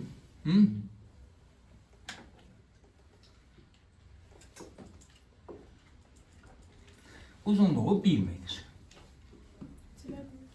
Bəli, aşağı hissəsini bağlayıb. Niyə bağlayıb? Nə sürüyor? Bəli. 30 yaradır. Ağzına qədər civə ilə doldur. Sonra götürüb bir dənə belə bir qab. bunun içinə müəyyən qədər civə tökür. Yəni tam doldurmayıb. Və bunun belə deyək də ağzına bir probkamı keçirib deyək, barmağını qoyub deyək, təbii ki, civənin içərisinə əlini salmaz, probka qoyaraq. Belə düşünün ki, bunu bu şəkildə düşünün də. Yəni belə bir vəziyyətdədir. Bunu tərsinə çevirib, elə salır ki, bunun içərisinə bu borunun müəyyən hissəsi, az bir hissəsi, qabın içindəki civənin içinə girsin. Yəni havadan tutmayıb da. Və bu şey borunu buradan asır, ştatifdən asır. Və borumuz bu vəziyyətdə durur. Asıb bunu hardanca belə. Müəyyən qədərli şeydə burada. Sizcə bunun içərisindəki civə tökülərmi? Töküləcəklər məsələn. Ha? Bir müddət Biraz töküləcək. töküləcək. Niyə dayanacaq? Təzyiq. Niyə bir hissəsi tökülür sonra dayanır? Ha? Çünki mən orada... O qədər ay yadına qaldı belə. Ağzına Müəllim, şıprovka orada- götürmüşük. Ha? Ağzına şıprovka götürdük. Götürdük ha. Mən o... Təzyiq bərabərləşmə. Nəyin Birləşmiş təzyiqi? qablar kimi baxar. Yəni ciməylə onun Civənin nəyin? Ağzı açıq. o hissəsini azaltır. Bax, başa düşmürəm bir də. Həmən buradan tökülür, müəyyən bunlar təzyiqləri bərabər. Nəyin təzyiqi? Bu bordakı civənin təzyiqi ilə nəyin Civənin təzyiqi? suya Su təzyiqi. deyil, hamısı civədir. Qabda da civədir. Demək istəyən qabdakı civənin təzyiqi ilə bunun təzyiqi? Yox. Atmosfer Aha. Bax, Torricelli görür ki, bu civənin müəyyən bir hissəsi tökülür. Müəyyən bir hissəsi tökülür, müəyyən bir hissəsi qalır. Bir hissəsi bura töküldü. Biraz buradakı civənin şeyi qalxdı və yuxarıya. Və Torricelli buranı ölçür. Görür ki, bax, civənin, qabdakı civənin səthindən. Görür ki, buranın hündürlüyü 76 santimetrdir. Görür ki, buranın hündürlüyü 0-dan 76 metrdir. Görür ki, buranın hündürlüyü 760 millimetrdir. Buradakı civənin hündürlüyü, civə sütunun hündürlüyü. İçində qalmışdı. Qalar, bəli, özdə hardan hesablayır? Bu qabın üstü, qabdakı civənin səthindən. Niyə ki tam da? Yox, sətdən yuxarısını hesablayırıq. Niyə? Bax, Kəsişməsin. Torricelli bunu belə izah edir. Deyir ki, biz deyirdik, ha, birləşmiş qabların qollarında təzyiqlər nə olur? Torricelli bunu belə izah edir ki, əvvəlcə borunun içində 1 metr civə var idi. 1 metr civənin yaratdığı təzyiq atmosfer təzyiqindən çox idi. Biz bunun içərisinə saldıq, sanki bax, bu borudakı civə ilə ətrafdakı havanın təzyiqi ki var, biz bunu nə adlandırırıq? Atmosfer təzyiqi. Bu atmosfer təzyiqi sanki birləşmiş qabın qollarına çevrilir. Yəni, biz deyirik ki, axın dayanıbsa birləşmiş qablarda təzyiqlər nə olur? Qollarda. Yəni, sanki bir düşün ki, bir qolu, birləşmiş qabın bir qolu bu içərisində civə olandır, digər qolu isə ətraf atmosferdir. Ki, əvvəlcə 1 metr civənin təzyiqi atmosfer təzyiqindən çox idi. Atmosfer təzyiqi dəyişmədi ki, yəni bir dəqiqələr içərisində, saniyələr içərisində dəyişmədi ki, atmosfer təzyiqi sabit qalır. Amma biz deyirik ki, axın nə zaman belə eləyəcək, dayanacaq? Təzyiqlər bərabərləşir. Və deyirdik, maye və qazlar həmişə təzyiq çox olan yerdən, təzyiq az olan yerə axın edir. Axır, gəlib bu 76 santimetrdə dayanır. 76 santimetrdə dayanır. Deməli, bu 76 santimetr civə sütununun yaratdığı təzyiq ətrafdakı atmosfer, havanın atmosferinin təzyiqinə bərabərdir. Oldu mu? Deməli, bir atmosfer təzyiqi, yəni P atmosfer nəyə bərabərdir? Nə qədər olacaq? Bunu hesablayır ki, Torricelli Rho, J, H. Oldu? Nəyin H oldu ki bu? 76. Bəli. Civənin sıxlığı 13600, olduğu coğrafiyinin dairəsi çümrünü 9.8 hesablayıb. Buraq H-ı da nə qədər qoyub? 0,76 metr. Və hesablayıb görür ki, atmosfer təzyiqi 101.300 paskaldır. Bu kifayət qədər böyük bir təzyiqdir. Ha, 101.300 paskal. Kifayət qədər böyük təzyiqdir. Və bu təzyiq ətrafdakı bütün cisimlərin üzərində var. Bütün cisimlərin hamısında var. Prosta hər yerdən tətbiq olunur deyə heç bir şey yox. Bəli, prostur. Daxil, Yəni xarici. sadəcə biz onu bax, niyə istəmirik? Məsəl üçün bax, sırf təcrübə xatirinə uşaqlar, fizika xatirinə. Bax, məsəl üçün mən deyim, biz oradakı atmosfer təzyiqi nə qədərdir? 100.000. Mən elə bir insafsız adam deyiləm. Mən sadəcə yanım bu kürəyindən, orada 100.000 paskaldır, değil mi? Mən 5.000 paskal təsir göstərirəm belə. Haradasa ne bilməm, bir biraz soxulur. 5000 Paskal təzyiq göstərir. Və qabırğaların tərpəndiyini hiss edirəm burada. Elə? Bəs yaxşı. Niyə? Normalda mən bu 5000 Paskalın belə təsir göstərərsə 101.000 Paskal ziyan bilsə nə etməlidir? Sıxmalıdır. Bəs yaxşı. Niyə onu ziyan hiss eləmir? Çünki mən hər tərəfdən Bəli. Bax, həmin atmosfer təzyiqi ətrafdakı cisimlər üzərində hər tərəfdən təsir göstərir. Yəni məsələn bunu belə tutsaq, yalnız bir yerdən göstərsən. bəli, o bir yerdən göstərsə, məsələn sən biz nə düşünürsün? Divara söykənmisən, indi bax burada mən 101.000 Paskaldan təsir göstərsəm, sinirdən sən sıxsan nə istəyirsən? Böyük bir şey. İndi bax, atmosfer təzyiqi hər tərəfdə hava var ya, buradan da təzyiq göstərir, tutaq ki, aşağıdan da, yuxarıdan da, tərəfdən hamısı bir-birini eləyir, tarazlaşdırır. Amma yenə də biz insanlar, tutaq ki, hər tərəfdən təsir göstərir. Yekun nəticə 101.300 deyil, çünki hər tərəfdən göstərsə onu tarazlaşdırır da. Yəni hər birinin qiyməti 100.000-300. Hədə hər tərəfdən məsələn kiməsə yumruq vuranda hər tərəfdən gəlir də bu yumruq. Deyil, yumruq vurulduğun yerdən şey edirsən. Divara vurursansa tutaq ki. Yox, məsələn vuranda o hardan qüvvəndi hesab Biz edir. evvəlcə Vurduğun hissədən. Tutaq ki, bu boydan yerə vurursan. Ora məsələn buranın atmosfer təzyiqini hesablayırsınız. Atmosfer təzyiqi havanın təzyiqi, sənin vurduğun zərbənin təzyiqi deyil ki. Bəs bura dəyər qüvvə hardan hesablanır? Yəni sənin vurduğun qüvvəni dedir, buradan da hesablanır. Sən buranın vurduğun qüvvə nə qədərsə. Bilirsən bu barmaqlarının buradakı sahəsini bölürsən, olur sən əlavə yaratdığın təzyiq, atmosfer təzyiqi zaten var. Əlavə yaratdığın təzyiq ona təsir edir. Bəli, sənin göstərdiyin təzyiqdir. İndi baxın, yenə də uşaqlar, istənilən halda hər tərəfdən təsir göstərsə də 101.300 Paskal kifayət qədər böyük bir təzyiqdir. Bəs yaxşı, niyə bizi hər tərəfdən şey edirsə, təsir göstərirsən? Normalda hər tərəfdən təsir göstərirsən, bu cismi nə etməlidir? Sıxmalıdır, kürəyə döndərməlidir. Niyə ziyanın boyu o boyda uzundur, amma kürə formasında deyil? Normalda kürə formasında olur. Bəli. Canlı orqanizmlərdə, yəni məsələn belə deyək, biraz daha şey deyək, insanlardır, quşlardır, heyvanlardır, bunlarda daxili təzyiq də var. Yəni bizim daxili təzyiqimiz var və doğulduğumuz əraziyə uyğun olaraq o daxili təzyiqlə doğuluruq ki, o daxili təzyiqimiz də xarici təzyiqə bərabərdir. Oldu?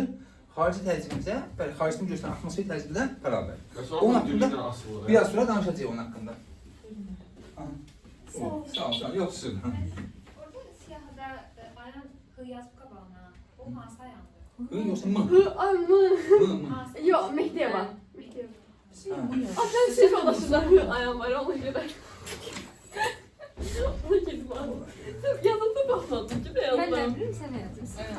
O da mı ayansın, o da mı Ha, ayansın? ben Niyə yazırsan? Bunu yazmışım. Belli mi? Familiyanı yazdık. Sen Yanlış böyle. Böyle olsun, ikisi də bağlayayım ki, mənim qızım. Cəzaya düşəm. İnşallah. Yaxşı, ya Allah. Var mı burada bir çətinlik?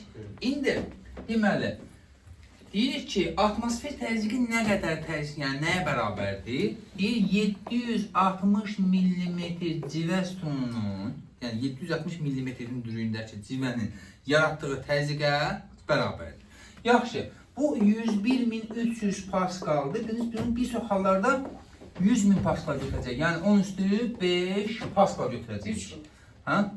100 atmosfer. Hə, 100 çox Paskal götürəcək, bir çox hallarda. İndi baxaq, 760 mm civə sütununa 101.300 Paskaldırsa, 1000 mm civə sütunun yaratdığı təzyiq nə qədər olar? 133. Təxminən bəli, 133,3 Paskal olur.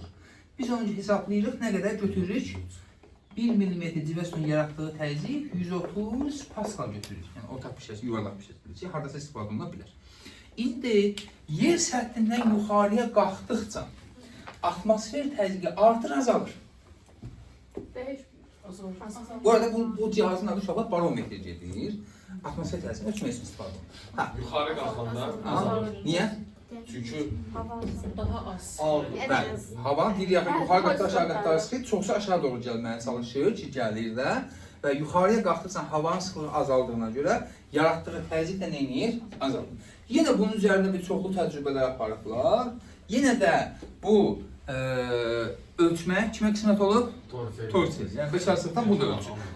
Və Torricelli'nin onun uzun bir təcrübəsi var, uşaqlar orta məktəb üçün istifadə edilir. Demirik, sadəcə nə deyirik? Nəticəni deyirik. Deyirik ki, Torricelli sonuç qərara gəlir ki, yer səthindən hər 12 metr yuxarıya qalxanda, yəni haşımız plus 12 metr olanda, 12 metr olanda.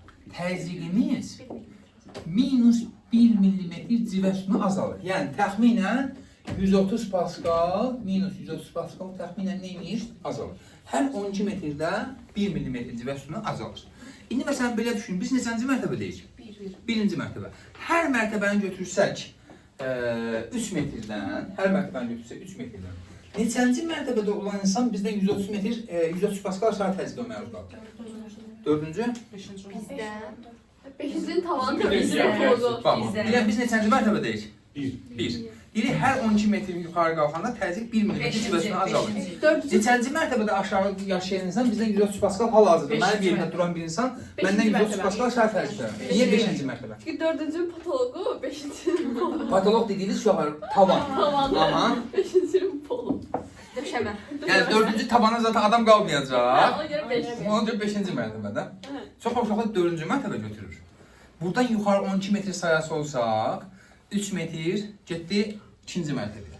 6 metr 3-cü mərtəbəyə, 9 metr 4-cü mərtəbə mənim yerimdə dayananadan, 12 metr 5-ci mərtəbə. Bir Bəli. yeməli. Ha? 3 metr bu dəqiq yerdə olan. Biz dayanmışıq. Hə. 3 metr bu. Yuxarı qalxdıq 6 metr cəmaatı tatamadı. İkinci mərtəbə. Hə, ikinci mərtəbə. Yəni 3-cü mərtəbənin döşəməsi. Hə. Aha. Hə, Düz deyirəm. Deməli, 5-ci mərtəbədə yaşayan insan bizdən 1 millimetr civə sütununa təxminən belə deyil, 130 paskal aşağı təzyiqə məruz qalır. Bəs yaxşı, neçənci mərtəbədə yaşayan insan bizdən 2 millimetr civə sütununa aşağıda təzyiqdə məruz qalır? 24? Ha, 24 metr, aha. 9'da. 9'da. Bəli.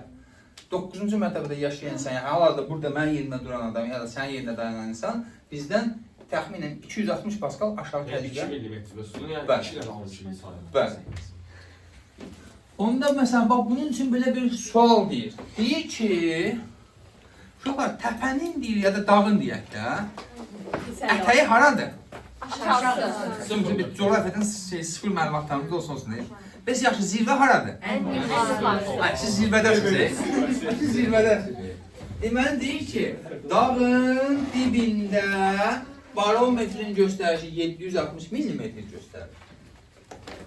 760 millimetrdir. Zirvəsində 260 millimetr. Yox, 200 yox, deyən 560 millimetr. Ucu şey oldu. Everest oldu. Heç Everest aşır deyəsən.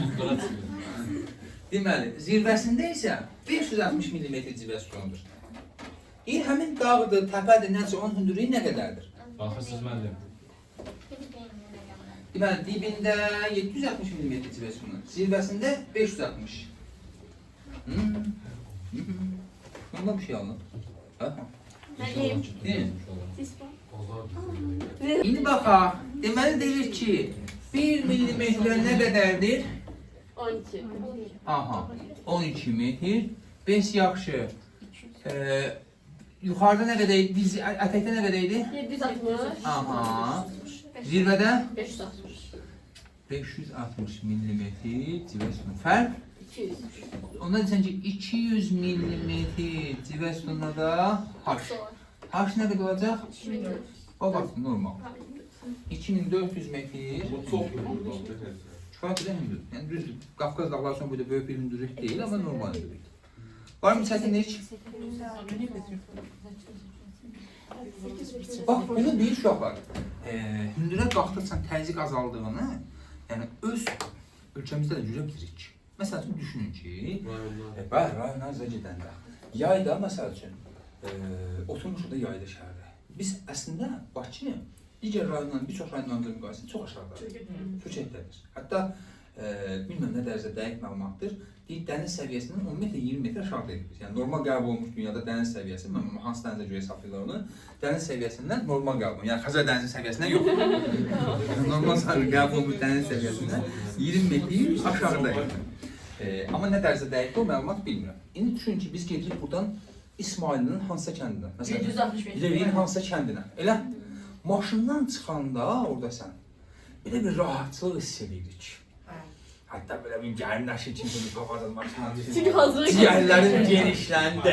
Elə əslində, həqiqətən orada psixoloji bir şey olsa da əslində bir millimetr və ya daha kiçik bir genişlənmədən söhbət edə bilir. Çünki biz deyirik ki, daxili təzyiq, bədənçi normalda, xarici təzyiqə bərabərdir. Amma biz gedirik tutaq ki, nə bilim, Lerişin hansısa bir dağına, kəndinə, eləmi? Bu normalda bura ilə müqayisədə məsələn 1000 metr, 2000 metr yuxarıdadır. Elə? Və oradakı təzyiq, bu başı kəlmə olan təzyiqdən daha aşağıdır. Və daxilimizdəki təzyiq dəyişmir, daxilimizdəki təzyiq qalıb, xaricdəki təzyiq azalır. Sanki belə deyək də sinəmiz genişlənir. Da o demək deyil, ha. Yəni Turan genişlənib bu boyda olmuyor. Yəni orada millimetr və ya daha kiçik bu şeylərdən gedir söhbət. Ki varsa da əgər o. Amma və əksini düşünün. Məsələn, həmin Lerişin məsələn ucqar hündür dağ zirvəsində yaşayan bir yaşlı adam, illərlə ömrünün bir 80 yaşında tutaq ki, ömrünün bir 60 ilini, 70 ilini, 80 ilini orada yaşayıb. Doğulandan bu yana orada yaşayıb. Onun bədəni artıq aşağı təzyiqə alışıb. Elə bütün evlatları da Bakıdadır. Gətirirlər həmin babanı, nənəni, kimsə şəhərə. Bunun üçün ayrıca bir otaq şərait yaradırlar, hər cür şərait qururlar.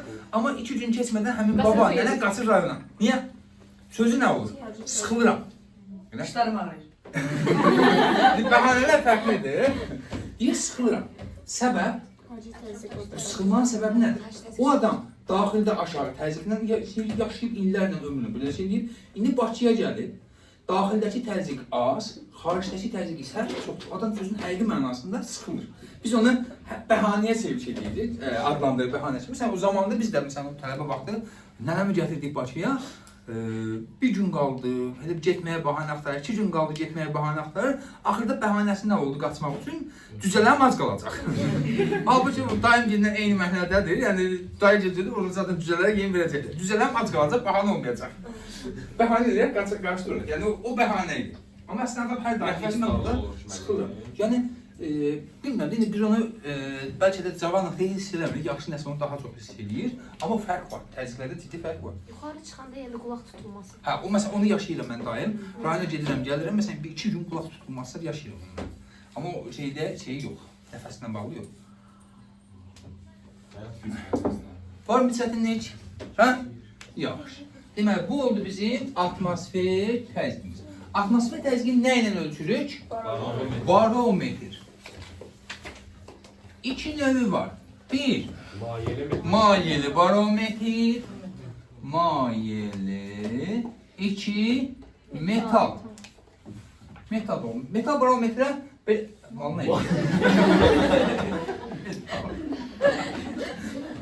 Metal barometrə başqa adla deyirlər. Nədir o? Barometr. Aneroid.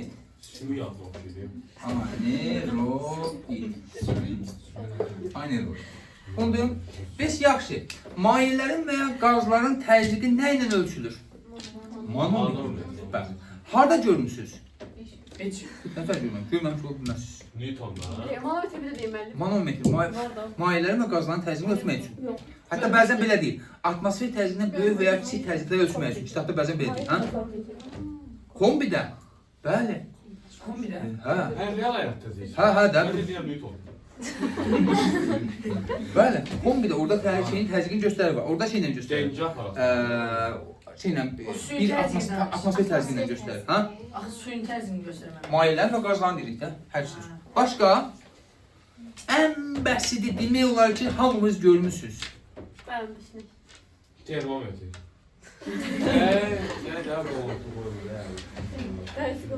Təzyiq aparatı. Bəli. Hə? Termometr dedi. Hə. Oradakı əslində şey nədir? Manometrdir. 120-nin 100-də falan olar. Orada bir çox funksiyanı ölçür. Amma yəni biz oradan basırıq ha belə şeyləri isə. Orada əlavə təzyiq yaradır. Oradakı təzyiqi çəkir. Və ya başqa. Məsəl üçün belə deyək də, bunun fərqli yönləndirmə, fərqli növləri var. Maşın təkərini dolduranda. Hava vuranda.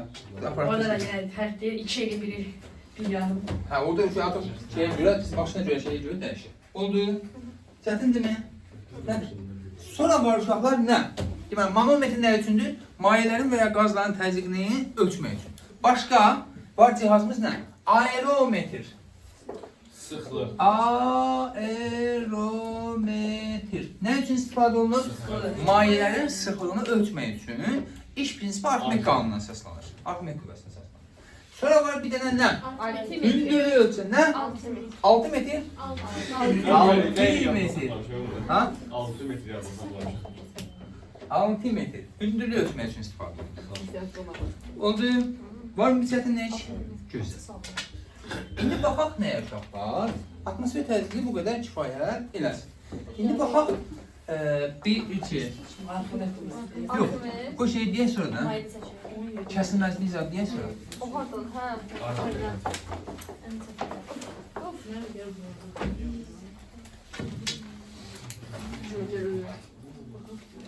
Belə bir boru götürək. Bu hissənin sahəsi S1, bu hissənin sahəsi S2. Amma belə düşünürük ki, borunun məsələn diametrləri fərqlidir də. Amma elə qəbul edirik ki, bax buradan yarısından su keçib, buradan bütöv keçmir ha. Bütöv borunun hamısı su ilə dolu gedir. İndi baxaq. Ha? Ha. Ay, keçən mənlik yaxşı oldu. Bu yox. Deməli, birinci hissədən keçən sürəti V1, ikinci hissədən, bu dar hissədən keçən sürət isə V2 hissək. Deməli, sizcə hansında sürət daha böyük var? V2-də. Bir yaxşı, belə deyirəm. Eyni zaman müddətində buradan keçən mayenin həcmi çoxdur, yoxsa buradan keçən mayenin? Bərabər. Əslində, həcmlərin bərabərliyindən alınır uşaqlar bu. Yəni, keçən mayenin həcmləri bərabər. Belə bir nəticə alırıq. S1 vuraq V1 bərabərdir S2 vuraq V2. Amma bir şərt daxildə, axın kəsilməz olmalıdır. Kəsilməz axın nə tərəfdəndir uşaqlar? Bəzən şeydə də problem olan kranı açırıq, o kran pıqqıllaya bilir ha. Yəni orada şey, o kəsilməz axın deyil. Yəni kəsilməz axın olur ki, sabit, stabil gəlsin. Yəni məsəl üçün, buradan 1 dəqiqədə tutaq ki, 50 litr su keçirsə, buradan 1 dəqiqədə 50 litr su keçməlidir. Oldu. İndi bunu belə də yaza bilərəmmi? V1-in V2-yə nisbəti nə yazarım? S2-nin S1-ə nisbəti. Yəni, en kəsi sayəsi geniş olan hissədən keçən sürəti az, en kəsi sayəsi kiçik olan hissədən keçən də mayenin sürəti çox. Məsələn, bunu belə də yaza bilərsiniz. S1-in yerinə yazar sürətlər nə? Pi R1-in kvadratı, S2-in yerinə? Pi kvadratı. Bəli. Yaxşı, onu nətə yazalım? R2-nin kvadratı bölək, R1-in kvadratı və ya T2-nin kvadratı bölək, D1-in kvadratı. Razıyıq mı? Bunu biz gələcəkdə başqa harda buna bənzər bir üsul görəcəyik ki? Biz şey deyək də Biz gördük də orada. O heç, gələcək deyim, o keçmiş idi. Gələcəkdə? Aha. Birinci hissədə. Yox, ikinci hissədə deyəsən. Nə? İdə, cərəyan. Bəli, bəli. Cərəyan. Sevin düsturunda. Ha. Ardıcıl birləşmədə ilər. Qədər düşdü.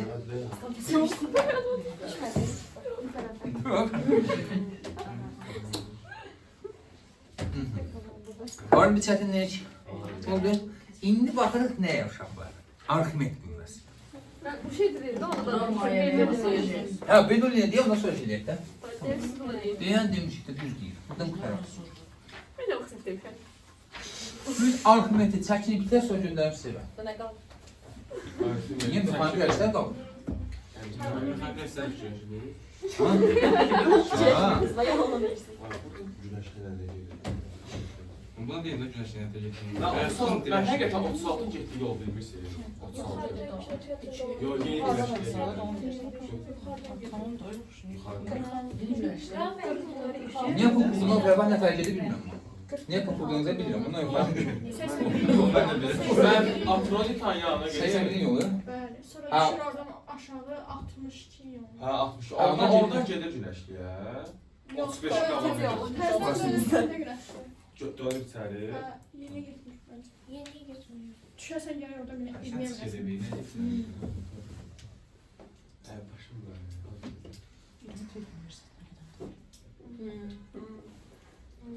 Bir baxaq. Bunun içərisində yenə bundakı kimi su axın eləyir. Amma yenə deyirəm, tam dolu bir şəkildə. Buna deyirik, Bernoulli qanunu. Deməli, burada olan hissənin demək olar ki, qəbulda çox istifadə eləmirlər, amma o demək deyil ki, istifadə olunmayacaq. İndi baxaq. Deməli, bu hissənin sahəsi S1. Burada olan maye, məsələn, bura bir incə bir borular qoysaq, məsələn, su belə gedir. İncə borular qoysaq, yanma hissi olan. Bu hissənin hündürlüyü, buradan qalxan mayenin hündürlüyü H1. Burada qalxan mayenin hündürlüyünə H2 desək, yəni biri baxsaq ulduzlar basmalar, çox edirlər də axı.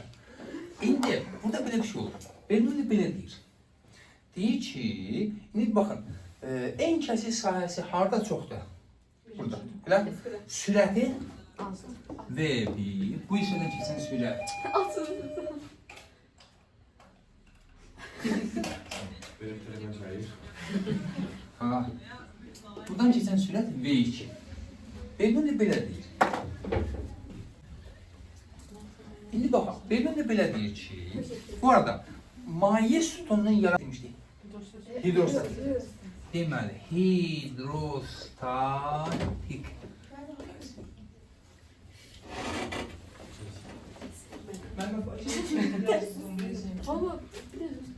Necə hesablanır? Rho, G, H. Bir də var uşaqlar. Bu maye sütunun yaratdığı təzyiqdir, hidrostatik təzyiq. Bir də var, mayenin hərəkət zamanı yaratdığı təzyiq. Ən böyük dağda cüzə maye olan budur. Bir də bak, buna deyirlər dinamik təzyiq.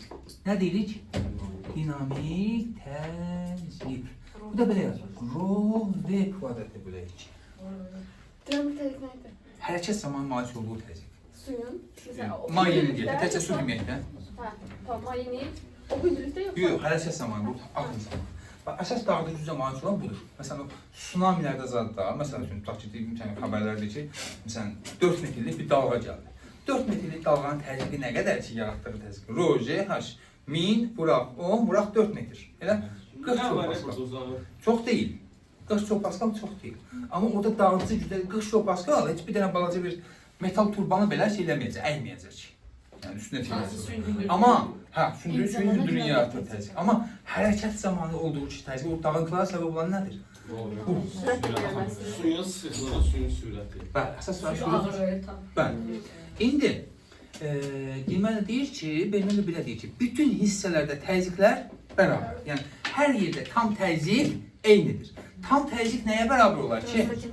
Deməli məsələn həmin o su dalğasının şeyini tam təzyiqinə baxacaq olsan, Rho, G, H elə üstə gələk o. İşte əsas dağıdıcı cüzə malik yönündür, budur. Deməli onda birinci hissə üçün yazıram, borunun bu hissəsi üçün yazıram ki, Rho V1'in kvadratı bölü 2 üstə gəlir Rho G H1. İkincisi nə yazaram?